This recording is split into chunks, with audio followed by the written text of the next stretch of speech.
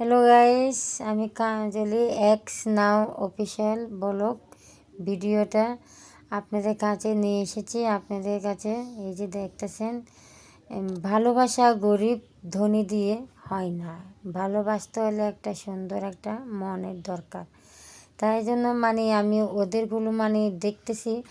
আর আমি স্টেশন গিয়েছিলাম আমার বরকে বিদায় দেওয়ার জন্য।